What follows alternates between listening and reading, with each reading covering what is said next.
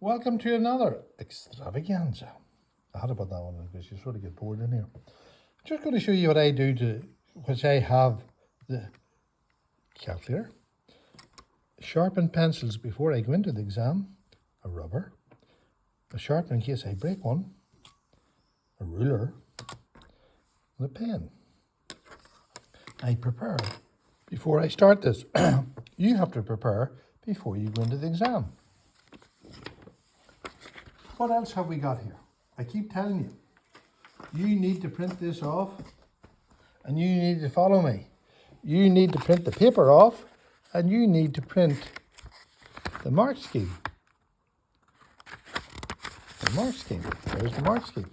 This tells me exactly how I'm going to get these marks. How many marks am I going to get? I'm going to get as close to 70 as I can. Would I even get 70? Doubt it, I'd fall for some silly mistake. So let's see what you can do. I'm going to do Friday, the 23rd of February 2018. It's in the morning. It's the new spec. Same one as you're doing. The time's 1 hour. You should have your candidate number and you should have your centre number in it. And then the first question. When I looked at that monkey, I thought I was looking in a mirror. A monkey climbs a tree. Good monkey. The monkey has a mass of 2.5 kilos. Calculate the potential energy the monkey has when its height of 12 meters. Now, again, I know my formula. Why? I have learned them. Potential energy equals mass by gravitational pull by the height. Joules, kilos, 10 meters per second squared, meters. Kilos, meters, I know the value. I sub it in. Mark for the equation. Here's my exam technique. I'm checking all the units. You'd say, a bit much.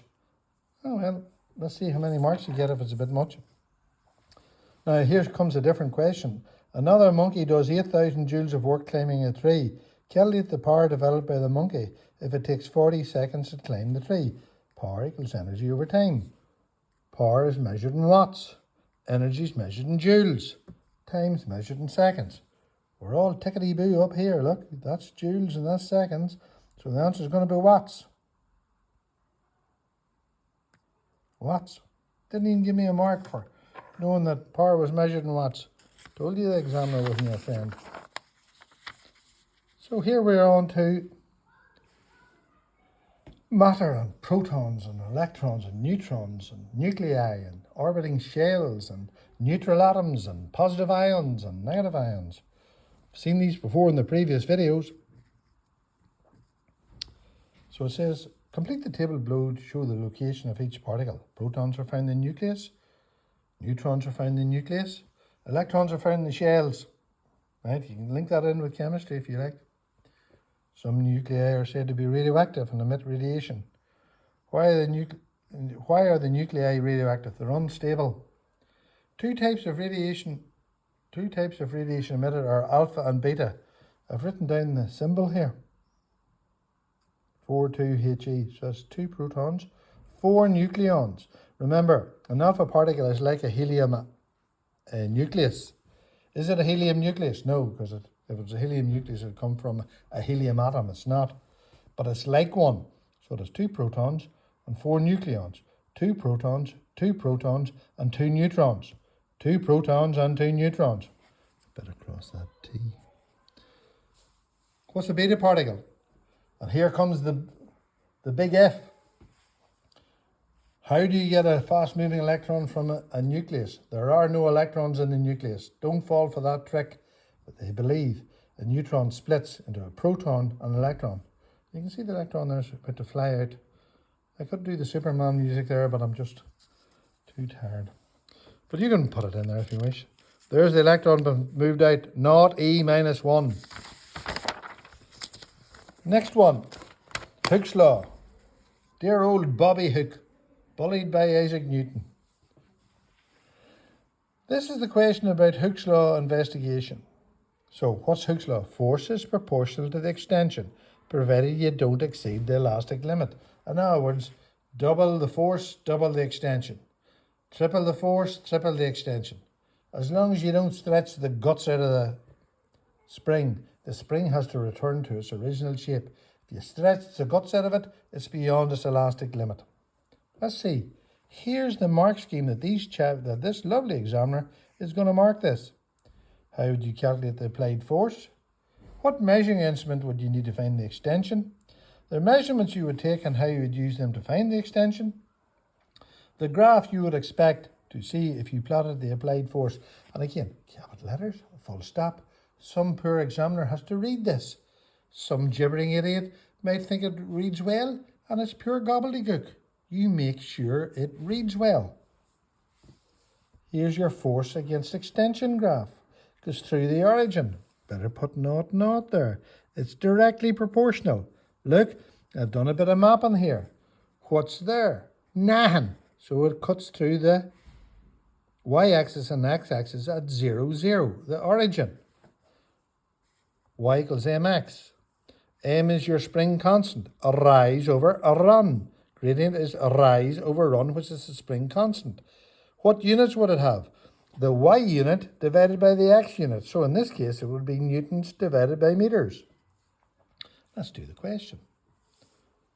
In this question, you will be assessed on your written communications. I'm not writing it down, but here all day. Calculate the applied force. W equals mg.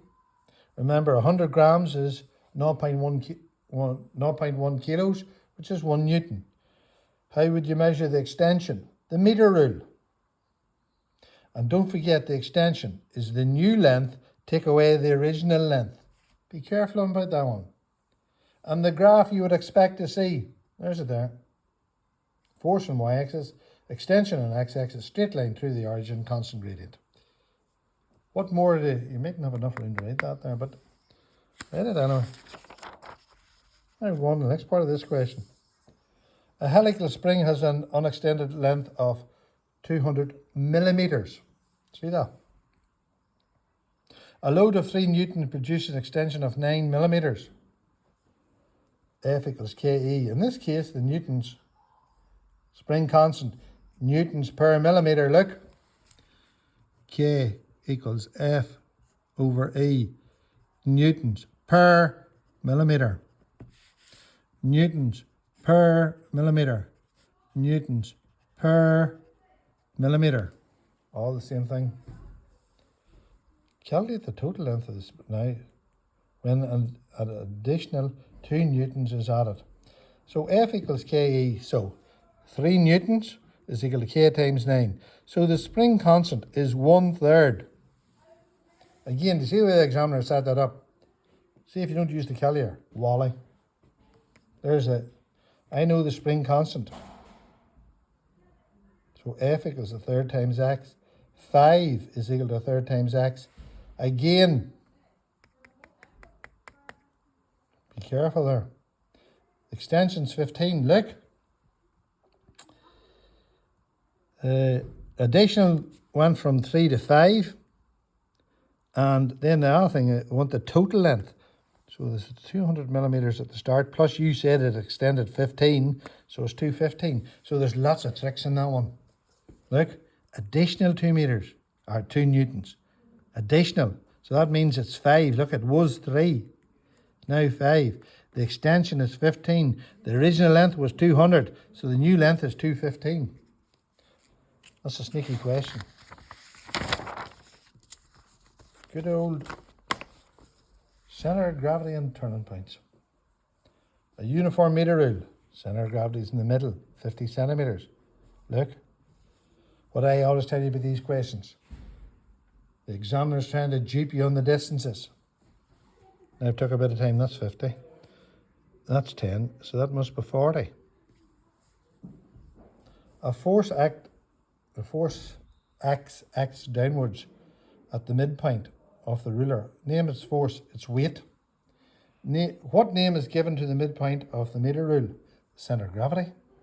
And use the principle of moments to calculate the force x.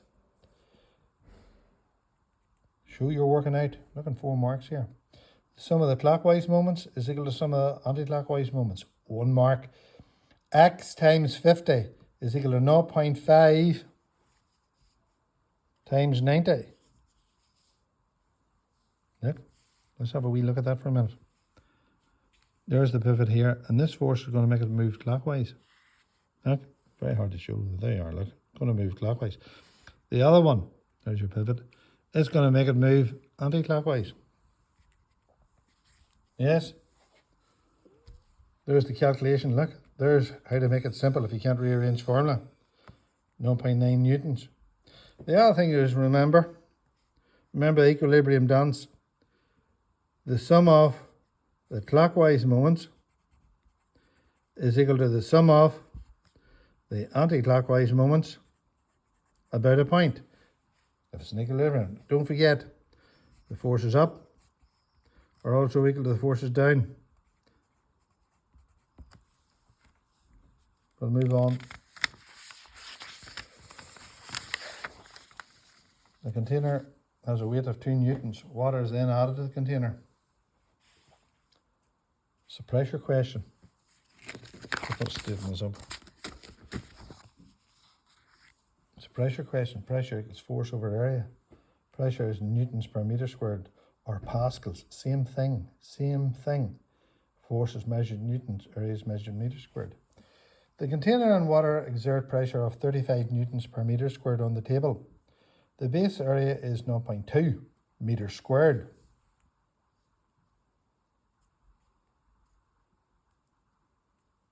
Area. Calculate the weight of water which has been added. So pressure equals force over area. So again, I think I'll pass in this one. So force is equal to pressure by area. 35 by 0.2, so the 7 newtons. So the total force is the weight of the container plus the weight of the water. So 7 is equal to 2 plus something. What's the something? 5. Very fond of adding things to it. Next one. We had a little pause there, a bit like a cat, little pause. An air stream turns the blades of a windmill. The windmill then powers an electrical generator. Very good. Now, the graph shows the power output in milliwatts. Look, there's it there. That's a 1,000th of a watt. Remember, if you lift a standard issue Granny Smith 100-gram apple, 0.1 kilos, through 0.1 kilos, 1 newton, through a force, or through a distance of 1 meter, in 1 second, that's 1 watt, which is 1,000 milliwatts. The graph shows how the power output in milliwatts of the generator depends on the speed of the airstream. Have a look. It doesn't really do anything until about 4 centimeters per second, milliwatts, so it's power against speed. So at what airstream speed do the blades of the windmill begin to turn? Read it. They didn't ask the unit, so that was a handy question. How many joules of electrical energy are produced in 1 minute? 60 seconds. Don't fall for the old tricks.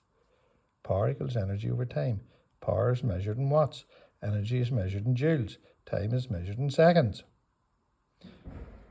Not 400 milliwatts. Where am I getting that from? There. 400 milliwatts is 0.4 watts is equal to energy over time. There's the rearranging for anybody who struggles. Fair enough? 24 joules. The energy has an efficiency of the generator has an efficiency of 0.25. And during certain time intervals, it produces 150 joules of electrical energy. Now remember, energy out over energy in is equal to efficiency. Efficiency is no unit. Joules divided by joules, no unit. So it tells me so that's the energy out is 150. What's the energy in? Don't know. Look, have a look. 6 divided by 2 gives me 3. 6 divided by 3 gives me 2, so I rearrange that. So I put 600 joules of energy in, and I get 150 joules of energy out Fair enough. So the energy wasted is 450 joules. Look, I put 600 in, I got 150 out, so I have 450 joules wasted. Story of my life. Another little pause there if you're watching this video. Radioactive emissions can cause dangerous ionizations. What is meant by ionization? It's where a neutral atom either loses or gains an electron and becomes, if it loses an electron, it becomes a positive ion. If a neutral atom gains an electron, it becomes a negative ion. State two different ways workers can protect themselves from dangers when using radioactive substances. Be as far away from it as possible. Don't be in its presence for as long as you need, and use some sort of protective shielding either at the source or you wear it. You're under 16, you shouldn't be next near it. An isotope called tactinium is often used in medicine. It's made when molybdenum emits a beta particle. Now again, how many times have I tell you to learn a beta particle? Fast moving electron, neutron splits from the nucleus. Where do electrons live? They live on the orbiting shells. How do you get an electron from the nucleus? The neutron splits to give you a proton, and the fast moving electron is fired out. There's your beta particle. Not E minus 1 or not beta. Such a header that was. They are fixed. Fast moving electron. Let's see, can we do this? 5 marks for this. Sweet heavens. The numbers along the bottom add up. The numbers along the top add up. There's your beta particle. Not beta minus 1. It could be not E minus 1. How do you get 42? 43, take away 1, 42. 99 add nothing, you get 99. 1, 2, 3, 4, 5. What a gift. But not if you haven't learned it. Bit of torment if you haven't learned it. So, it says the rate at which an isotope decays depends on its half-life. Well, do you know the definition of half-life? The time taken for the initial number of radioactive nuclei or matter or mass to fall to half its initial value. Have you that learned? The half-life of a radioactive substance is 10 minutes. And one point of its decay curve is shown. See that one there? There's it there. On the grid plot to show the activity for the times of 0, 20 and 30. Now, let's have a look. In 10 seconds, it's fallen to 400. I take my time and I read this. So at no seconds it must have been 800. At no half-lives it was 800. At 1 half-life it's 400. At 2 half-lives it's 200. At 3 half-lives it's 100. At 4 half-lives it's 50. Look at the time. 1 half-life is 10. Look, not 10. 2 half-lives is 20. 30, 40. Plot it. Trick. How do you draw the curve? Use the natural arc of your paw. Look. Turn the page sideways. Use the hinge joint in your wrist. That's that one done. Question number 8. If you don't know that, it tells all the answers. Nuclear fission. Remember what I did for fission? Better straighten this up a bit. Fission. F-I-S-S-I-O-N. Split.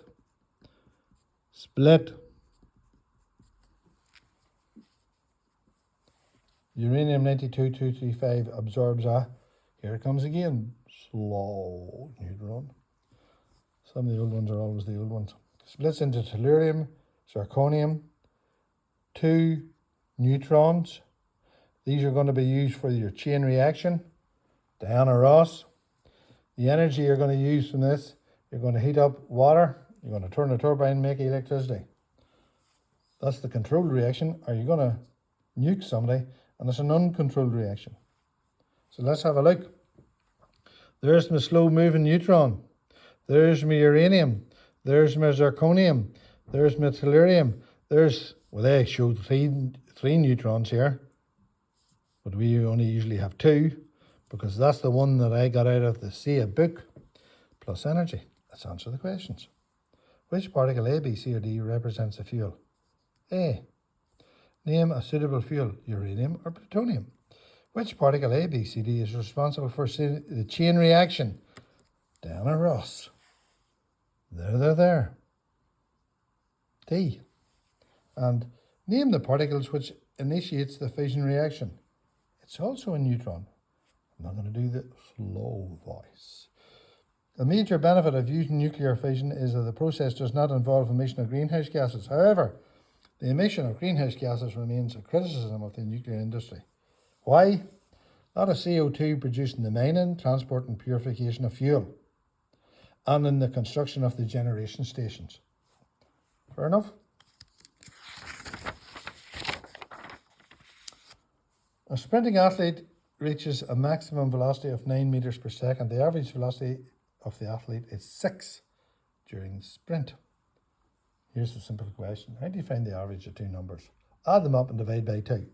How do you find the average velocity if his average velocity is 6, his maximum velocity is 9. What did he start off at? So 12 is equal to 9 plus 3. There you are. 3 marks for that. Learn that. How do you find the average anything? Add the 2 things up and divide by 2. Is this the same question?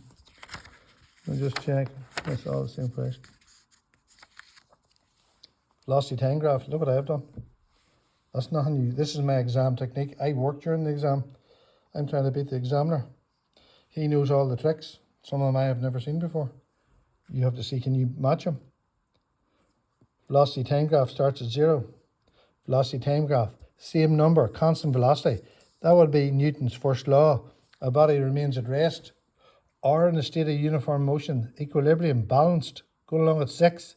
This one's accelerating. Resultant force equals mass by acceleration.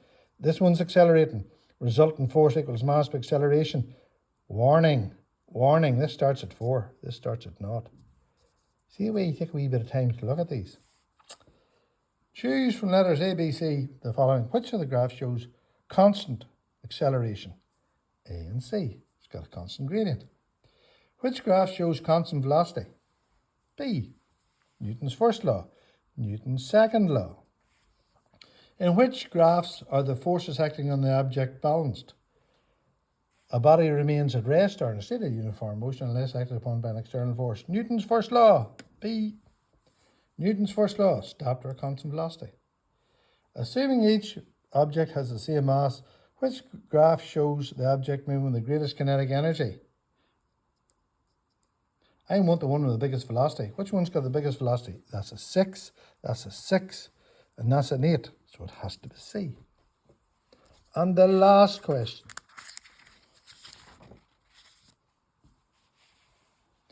Each body in the 3 graphs has a mass of 3 kilos. Find the resultant force on C. I want to find the acceleration. Change in velocity, 8, take away 4, over the time taken, 5, take away 0. So I find the acceleration. 8, take away 4. See why I got a mark for that? I even reminded myself I got a mark for that. The definition of acceleration, do you know it? The rate of change of velocity. Rate means divided by time. Change means take away. The velocity at the end, take away the velocity at the start, over the time taken.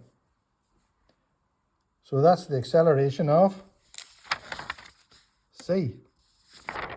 Now I want to find the resultant force. Resultant force equals mass by acceleration.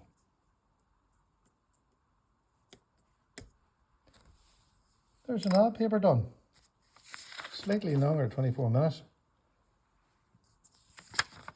Thanks for watching. Tickle pick, old bean.